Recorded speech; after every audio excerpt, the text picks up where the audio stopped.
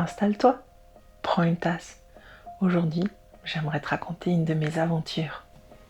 Ces derniers jours, je suis retournée plusieurs fois dans le monde de Galzir. Un monde rempli de voyageurs, de lettres oubliées, de petites histoires imprévues et de rencontres qui restent un peu avec nous, même après avoir refermé la boîte. Et plus j'y jouais, plus j'avais l'impression d'ouvrir un roman plutôt qu'un simple jeu de société. Parce que Lands of Galzir n'est pas vraiment un jeu qu'on cherche à gagner. C'est plutôt un monde dans lequel on accepte de se perdre un petit moment. La première chose qui m'a marquée dans Lands of Galzir, c'est son univers. Chaque personnage possède sa propre histoire, ses propres capacités, et ça donne envie de recommencer l'aventure différemment. J'ai choisi la grenouille, et après seulement quelques parties, j'ai commencé à voir mes choix laisser des traces dans le monde. Des personnages se souvenaient de moi, certaines situations revenaient, et des histoires continuaient d'une partie à l'autre. Et je crois que ce qui m'a le plus surprise, c'est de sentir derrière chaque rencontre, chaque petit événement, la présence de personnages qui avaient réellement envie de raconter quelque chose. Le jeu a été imaginé par Sami Laxo et Seppo Kukkasjärvi. Et on sent qu'ils n'ont pas simplement créé un système de jeu, ils ont construit un monde vivant. Le travail d'illustration de Jésus Delgado et Sami Laxo est doux et enchanteur.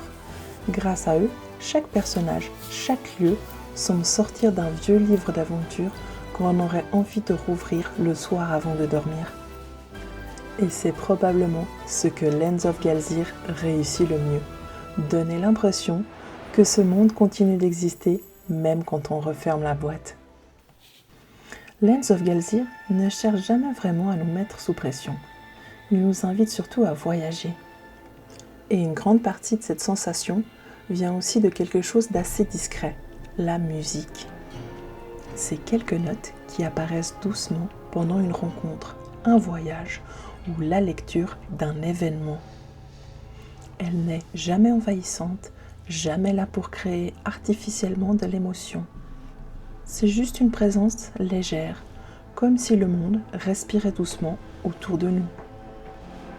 Et c'est peut-être pour ça que l'application fonctionne aussi bien ici. Parce qu'elle ne donne jamais l'impression de remplacer le jeu. Elle accompagne simplement notre aventure. Sous son apparence très accessible, Lands of Galzir cache aussi une vraie petite réflexion. Les compétences voisines permettent de lancer des dés plus puissants. Les équipements ajoutent des mots-clés et les compagnons créent parfois de vrais petits combos.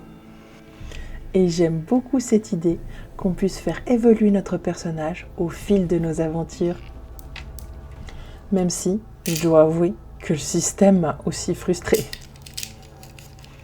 Parce que augmenter une compétence oblige souvent à en diminuer une autre. Alors chaque progression devient un choix. Certaines quêtes demandent plusieurs jours de voyage, plusieurs étapes, plusieurs décisions. Et plusieurs fois, je suis arrivée à la dernière étape pour tout perdre sur un lancer de dés. Après avoir passé 3 jours sur une quête, voir le temps défiler sans rien accomplir, c'était presque rageant. Parce que dans Lands of Galzir, le temps manque toujours. On voudrait tout explorer, tout découvrir, aider tout le monde, mais les jours passent très vite. Mais ce que j'adore dans Lands of Galzir, c'est que même les échecs racontent quelque chose. À un moment, le jeu m'a emmené à affronter un personnage.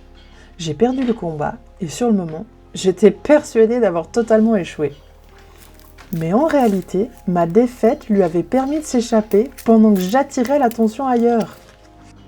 Quelques jours plus tard, j'ai reçu une lettre de sa part pour me remercier et on est devenus amis. Et c'est là que Lands of Galzir devient vraiment spécial. Parce qu'on n'a pas l'impression de résoudre des mécaniques, on a l'impression de vivre de vraies histoires. Mais malgré tout ce que j'aime dans Lands of Galzir, je comprends aussi parfaitement pourquoi certains joueurs n'accrochent pas. Le jeu demande énormément de lecture. L'application est omniprésente. Et si vous recherchez beaucoup d'action ou un gameplay très profond, vous risquez de rester sur votre faim.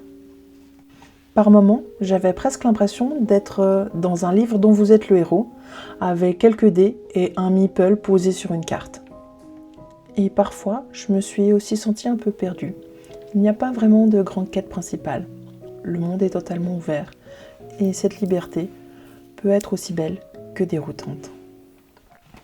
Lands of Galzir ne cherche pas à raconter une aventure épique pendant 50 heures.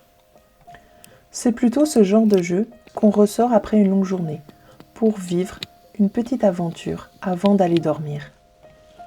Un monde dans lequel on revient doucement, comme on reprend un bon roman sous un plaid avec une boisson chaude. Et malgré ses frustrations, malgré ses défauts, je crois que c'est justement ça qui m'a attachée à Lands of Galzir. Parce que ce n'est pas vraiment un jeu qu'on cherche à optimiser, c'est un monde qu'on apprend à habiter. Lands of Galzir, c'est un jeu à vivre. Merci d'avoir partagé ce moment avec moi. On se retrouve très bientôt autour d'une tasse.